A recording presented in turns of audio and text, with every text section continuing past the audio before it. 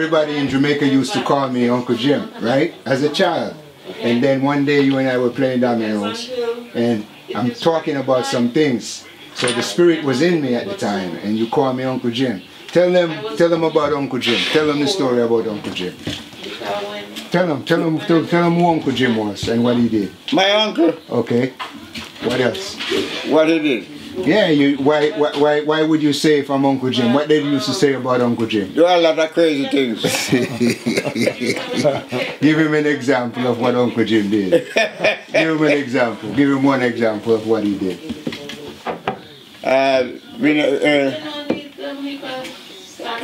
Uncle Jim. And Sweetie, the chicken that keep eating out his garden. What did he do to the chicken? The chicken that what? Keep messing with his garden, eating out his garden. And the chop off his head. Okay. What did he do? Chop off his head. Tell the story. Tell the story. Tell the story. And them did they make nice and him tell the man say, if they make come over there again, a Sweetie head him I go chop off. And who is Sweetie? Who is Sweetie? Eh? Who is Sweetie? Cousin my wife. Okay, so he said that him cut off the chicken head because he was messing with his products. Yeah. And if the chicken them come over again, come mess with his products, he's not going to cut off the chicken head no more, he's going to cut off the wife head. Anytime the husband I come out, she go follow him. She follow him. She that's it. Tell him about the night when your father, Grandpa, went to see him, when nobody couldn't talk to him, only Grandpa. That's Grandpa Omrai Frith I'm talking about. That's my grandfather. I'm going to give you a little song later on. My dad said it's his favorite, Jesus Day by Day. Them son come call him.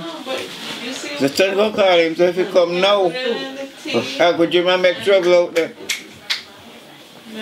Uncle Jim make trouble. So he might go on and I say to him, say, you want me to come with you, sir?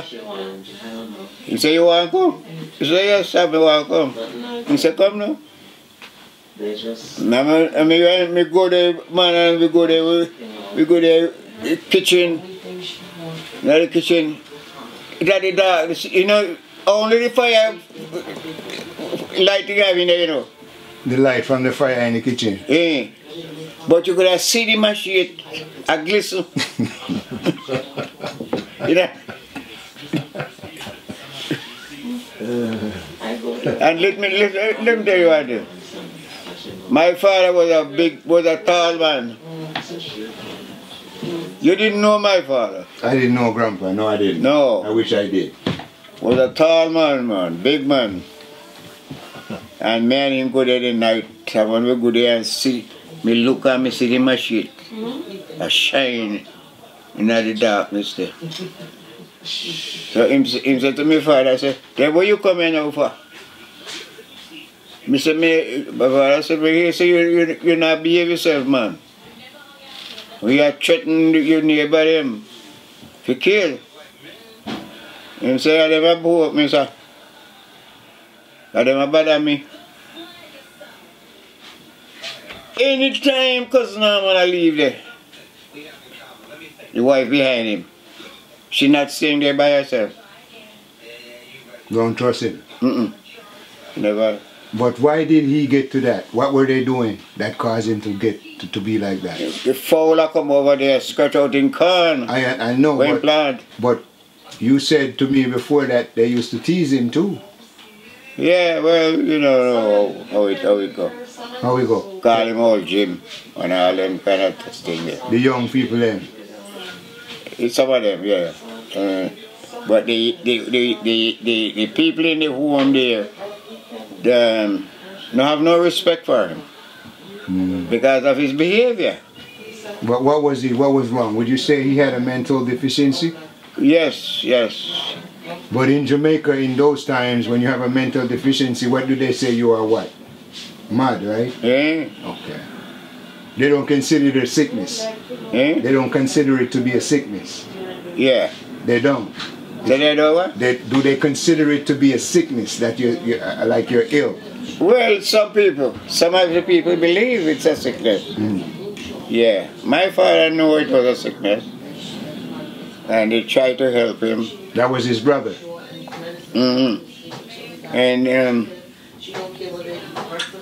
I don't know what in give father for type door. And one man in the year nice I make out there. I him take out the door for the injuries. Took the door back? Why? He said can't get no money for it. Well, you know, I want to thank you for telling me that story. But that's not why I'm here today. Eh? I'm here to celebrate your 68th wedding anniversary. You and Mom had a 68th wedding anniversary. On the 10th of January, you guys been married for 68 years. Who? You and your wife have been married for 68 years. And I want to congratulate you on that. Oh yeah. I like that remark. Yeah, and I want to tell you that you show to the world commitment, what commitment is all about. Yeah, through thickness and thin and all that. But you know, I'm good. How do you feel though to be around to see 68 years of marriage to one person? How do you feel? Feel good. Feel good. Were there times you felt like giving up or calling it quits? No, sir. Never? Not one time? Eh? Not one time? Yeah, we have problems, yes. We have problems. We have problems, man. Well, you work through it. Hung in there, right? You work through it. Yeah. That's my hero. Let me ask you a question. Eh? What church did you go? What's the name of the church that you went to? Moravian Church. Yeah, but what's the name? Give me the whole name. The whole name of the church? Yes. Moravian Church? No, there's something before Moravian. That's it. Okay, that's what I want to hear. I don't want to hear the other piece. The other piece you can leave that out there, but it's good. It's good anyway because I show the connection so we can know who carry up there. What school did you go to? Nazareth School. Okay, and how old are you now? Eh? How old are you now? How old are you today? How old are you? Now? Yeah. I think we were 91 or something. 92. You made 92 on the 1st. Okay. What church did your father go to? Same church. What's the name of it? Nazareth Okay. Moravian. That's Grandpa, your father. And you're now 92, right? Okay. And you know what church your mother went to? Same church. And the same school? Yeah. So ladies and gentlemen, when you hear Manasseh say, Manasseh a Nazarene, Manasseh na borrow that, Manasseh na borrow that, na pick it off on a tree, Manasseh tell you reality. Remember this. I want to say a special thank you to my sister Sadie. Sister Sadie is very, very important to me. She is the one who protected the spirit as a young youth, because me different from me, I pick me different. I old people let me mix with. And my sister Sadie, I love her with all my heart. And I want you to know that. And my sister Sadie have a son that is a lieutenant colonel. She's a single mother. And to show you how the Nazarene spirit work, Nazarene commitment work, she raised those boys by herself. She have 3 of them. And one of them was deported to Jamaica, came here as a young kid, 4 or 5 years old. Got in trouble one time. Mickey, Blue, I love you. You'll be all right, because you have a family, and you're in Jamaica, and you're going to be happy, and you have a family. Abigail, boy. And my nephew, who is in the army, a lieutenant colonel, coming out of the hills. And all his children. You have one there that's, you could see her in the Olympics one day, CC. Daniel, Ben, Imani, I love you. And Grandpa. Grandpa, who is my nephew, say the other son, Stephen. Deep. My soon to be great granddaughter. Is that right? And I just heard that I am going to have a grand nephew. A great, what you call it? what would you call it? A grand Niece, grandniece. grandniece. See the confusion. So, ladies and gentlemen, this is what it's all about. You know, in the nursing home, that's for folks who are not used to taking care of their kids in the first place. So we're talking about making new changes. One of the changes we should make, every mother should spend at least 4 years with their child. You get rid of that daycare system. Restructure your middle system, your working system in the middle that you use for your capitalism. So every child that is born stay at home with their mom for at least 4 years. And the seniors, none of them should be in a position where you got to warehouse them like their furniture or something like that. And then you're not paying the people equitable. Don't put it up, Dad. I'm here to take care of you too on your birthday. Some dominoes won't be played with you and I. This is a domino guy. And I want to thank Artie, my brother Artie. You will see earlier, he came in and my dad told him he wanted to talk to him. So he told him he'd be coming back. I want to thank him and I want to tell him I love him and enough respect, you know, for holding it down, because this situation that you see here with them being in their own house, I'm going to say that Artie is the key to that scenario. I want to talk about some other stuff, but I don't want to name any agencies right now, whether it's the insurance agency or the agency providing the care. I want to just thank Lisa from Eden, and I want to say a special thank you to Alexis, who's no longer here, and Aliki, who's no longer here. I want to thank you guys for the time you were here and the energy you spent and the care you provided to those two Nazarenes. Because here's the thing, when the spirit leaves the body, if the spirit is in turmoil, when it returns, it will be in turmoil. And everybody turns fertilizer. So dust to dust, acid to acid. So here we are answering the call bells in order to protect the spirit. That's what we're doing. So I want to say Mom is not doing too well right now. We're going to go in and take a shot of Mom real quick. And yeah, come back. Mom is not doing too well. But she's comfortable. And she's being cared for. And this is the other half of the Nazarene spirit right here. This is Mom. Karen said to kiss you and tell her that she loves you, okay? When I'm kissing you and tell her that I love you. I love you, my mother. I love you.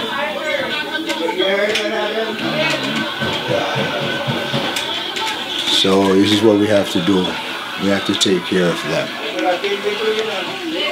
When they're babies, we shower them with love and accolades. Once a man, twice a child, everything is but for a while. So we have to return. Can't let the spirit leave the body in turmoil. Thank you. Greetings, ladies and gentlemen. Welcome to the Sir Squeezeback Show. Thank you for tuning in. We're here at J&N Pharmacy in the Boogie Down Bronx, and our objective today is to follow up on Gary to see where we at with the vaccine and the testing and the likes. Welcome, Gary. How are you, Mr. Fred? I'm good. I'm good. How you been? Good to see you. I'm good, thank you. And how are the staff? They're safe so far. Okay, now I noticed there's some changes going on.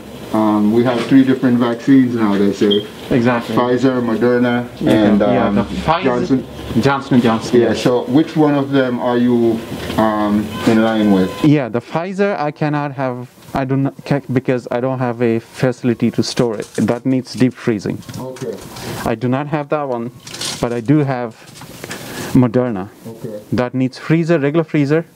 And then when we take it out, we put it in the regular refrigerator. That's good 30 days in the regular refrigerator. Okay, is there an allotment, a number that they... Right now, initially they started with soft landing. That's they shipped limited quantity because they don't have unlimited supplies. Okay. We started with that. They're slowly increasing the supply. Okay. And when I started with 30 a day, I can do probably 60 a day, but I'm waiting for the appointments. They're not filling up. Okay. Believe it or not, they restricted only New York City pharmacies can only vaccinate New York City residents. Okay. And they have to be 65 years and older. Okay. The idea is that way all the city vaccines don't go out of the city. Okay. People in the city can get vaccinated first because that's where the mostly pandemic hit, and the most of the people affected are within the city, not outside the city. Okay. Now, in terms of the testing, are you able to do testing? I'm able to do. I'm registered and opened up for rapid testing, the 15 minutes Abbott rapid testing. Okay. But that one I'm waiting for the appointments. Hopefully it starts next week. So you haven't done any of that yet? Testing I haven't done yet. And you haven't started administering any of the vaccines? Vaccines I did close to 1,000 already. You have? Yes. Okay, and what was the makeup of the population that you did? Initially when they opened up, mostly out of towners, because people who have access to internet, they know vaccines are coming. They went online, called and booked and got the vaccine. So majority of it went to out of... Initially, first week I'm talking about. Right. First 1 or 2 weeks. And after that they restricted only to New York City residents. Then I can't give it to anybody outside New York City. How about After that, this local vicinity look, here? the way I'm doing it is... No, but if I'm saying the population that's coming in. Do you notice any of your actual clients or yeah, that you deal with? the way I'm doing is, when I get the vaccine, let's say I got 100 doses, I'm not going to put all 100 appointments online. That way it won't go to... I want to serve my customers who is supporting me all along. I need to support them in this hard time. 60 will be put online, who can do online, and 40 is reserved for my patients and local people here. I call them because a lot of people don't have access to internet. I call them and say, hey, I have vaccine available, you'd like to come and get it. That's how I called you, for mom and dad. Yeah, I remember you called me about my mom and dad. Yeah, I made a list of my patients who are eligible over 65. I called them all and made an appointments and gave whoever wanted. But unfortunately, more than, I would say 50% of the people, they're suspicious, they don't want it. They don't want it. They don't trust it. Okay, now what do you think that this trust comes from the local politicizing the medical issues. This is a life-saving political issue. I mean, a medical issue was politicized too much, and people think this came out without enough studies and came out too quickly, and they don't trust it. Yeah, but you know, Gary, I must say that the dark-skinned people, primarily black people, they have a distrust behind the system because I understand. I know the news, what happened in the history. Yeah, there's a history happened, the experiments. I heard the news, I learned about it. I didn't know before until this came out, but I know where it's coming from. But still, it's on our part to convince them, say, hey, it's safe enough. I took, the way I'm convincing is I took it myself, I'm fine. And I would give it to my wife, my mom, if they're eligible. My mom is not here, but they is in India, but I'm telling them to get it. Okay. But my wife got it, and my son, he works in a pharmacy, he got it. Okay. I mean, if that makes you any more comfortable, hey. So, in so far as educating them as to this particular time frame now and why it is important, have the industry assisted you? Because I'm quite sure they're aware that there's a reluctance and part of the general public in these areas, these communities. Have they assisted you with ideas other than yours as how to try to convince them or do an outreach to get them in here? No outreach from other than the public advertisements you see.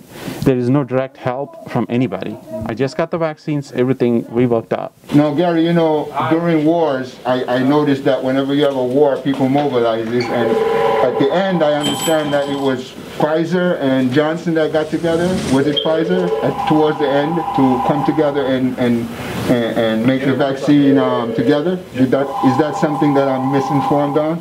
Because Johnson & Johnson wasn't in the picture and towards at the end. They're the last one to come on board. That's no. They were right in the research part. They were in there, but the vaccine came later. The approval came later. Okay. The studies took longer than the other ones. Okay. It came out late, but I wish. I mean, it's in the news, but I'm not sure how it's going to happen. They should open up those licenses to a lot of the manufacturers that they production, not just in the rich countries, in the worldwide. This is the worldwide pandemic. That way they should give permission to produce in the poor countries, that way they can produce and vaccinate their population. Okay, okay. That was the idea, but I don't know how that's going to play out. Okay, that's another issue that I kind of see that is monitorized, because if you didn't do it before me, if you get it done before me, the chances are you'll be able to make more money on it, or you're in the picture. The next question I got for you, Gary, is I understand they're going to be opening up the vaccines now to another population, the schools, and they're considering the children and the teachers. Have anyone spoke to you about that? I know the eligibility, but as of now, retail pharmacies such as ours can only vaccinate 65 and above. All the eligible groups, because a lot of screening, they need to go to one of the city sites or the state sites. Even though you have junior high school 22 right across from you and public school, that doesn't matter. It doesn't matter. That doesn't matter, because because they know the supply is increasing, but there's not plentiful supply. I mean, I'm waiting for the day a person can walk in and say, I want the vaccine, hey, come on over and do it. But we're not there yet. Hopefully, we reach the point quickly, sooner the better. Are you comfortable with the Moderna? 39.85. Yeah, that's what I took. Okay, okay.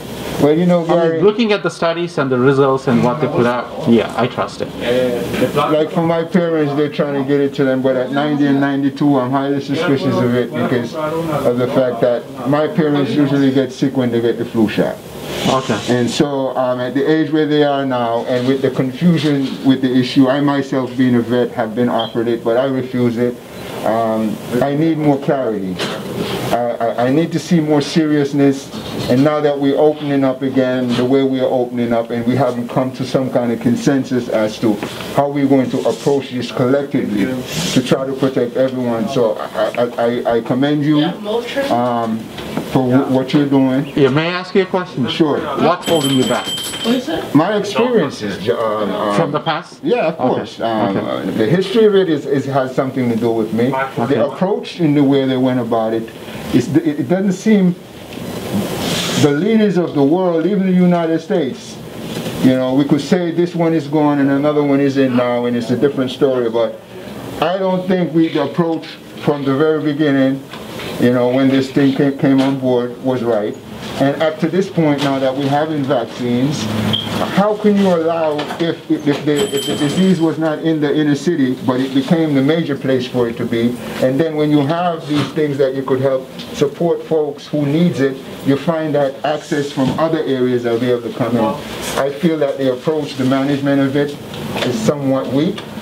So I don't want to be a guinea pig right now. Yeah, we don't politicize the issue. I understand where you're coming from. I respect your opinion why you're holding off. That's you went through than just not saying it. You went through what you experienced. Plus I have no symptoms. That's what I tell the VA. Okay. You could be asymptomatic. I mean, some people, they don't get symptoms, but still could carry it. I mean, even if you don't want the parents to get vaccinated, I would advise you that way, because you're going to be closer to them. Yeah, I understand. You don't want to carry it from outside, and as of this point, there's not enough studies to prove that vaccines will completely protect you. You may still be the carrier. I was they don't know going to that ask yet. you that question just now. I hear something over the news that folks who are not going to get tested, they need them to get tested because they take the vaccine doesn't necessarily mean that they are immune now from this virus. Because, I mean, most likely, theoretically, they'll be immune. But they can't say that out loud until studies are done long enough and proven once you get the vaccine, you cannot carry the virus. If that's not proven, they can't put the statement out. Okay. That's why they are saying uncertain. You still need to wear the mask and do the social distancing regulation. All the precautions you still do, because that point is not clear. And the second thing is there are different variants. Okay. With the new variants, they don't know it's going to be as effective as they originally worked on and developed that strain. And the new strain may be a little bit resistant to the vaccine. Okay, in terms of the supportive stuff like masks and sanitizers and cleaning products, toilet paper and the likes, I noticed myself that in the inner city there's a tremendous amount of counterfeit. Counterfeit goods. Okay. The mask, I've noticed counterfeit mask, and then I noticed some of the other day somebody gave me a sanitizer and it burnt my hands. So, what's your take on the legitimacy of some of these goods that are now available? I mean, it depends where you're getting from, I think. The supplier who's getting it from, that makes the difference. Okay. I mean, if you get it from the legitimate supplier, where they have responsibility to check the authenticity of the products they're getting, then it might be on the little bit of safer side. So these folks that you see on the street selling these abundance of masks and stuff like that, there's no way to check to find out if these are masks that reach a certain standard that will help protect? Because you don't know where they got it from. Because probably they're downstream people, somebody made it, they shipped it under one of the container, and then the different channels it gets distributed, where they bought their stuff to sell it on the street. I mean, we're not sure what it is. I'm not saying everything is bad. That's not the point. End of the day, even if it gives 80% protection, hey, still wear it than not having one. It's better. Okay. It's better. Something better than nothing. That's what I would go for. I'm concerned about the material. Yeah, but where the point is going to be, it may not make much difference to the day-to-day person, because you're just putting a mask and walking around. But it makes a tremendous difference to the frontline people waiting on the COVID positive patients, treating them. They're breathing the same air that's expelled by the COVID patients with a lot of virus. For them, the mask got to be 100% effective. For them, it's really makes a difference. But the day-to-day people, if you go on the street and buy a mask, I would say, I don't know how effective it is, but it is a good protection than not having a mask. But you know, Gary, I want to thank you for talking with us today, man, and giving us this information. And if there's anything that we can do to make things more smoother, maybe, I'm not going to say I'm going to be an advocate for this, but I'll be giving information. I'm not going to form an opinion. I'm going to just try to personalize it. I understand. But I would like to encourage anyone who is in earshot of this footage and this show that Gary's Pharmacy on 167th Street in the Boogie Down Bronx is one of those places now that you can come and get the COVID vaccine. The limitations as far as the number is limited.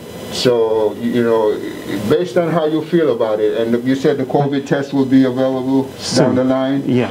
So if you stay tuned to this program, we'll keep you informed. We're talking about J&N Pharmacy, and the proprietor here is Gary. Thank you for tuning in. Have a blessed one. Stay safe. Manase, I saw you go. This is one of the better guys you could ever find in the world right here. Jeffrey is very helpful. Thanks for your help. Everything I do, and he's... Well, this is Gary. Whenever I call and I have a problem, if you're not here, I guarantee you 100% never, ever have I not received help, especially when this guy's here. Thanks, Jeff. Thank you. Appreciate it. Thank you.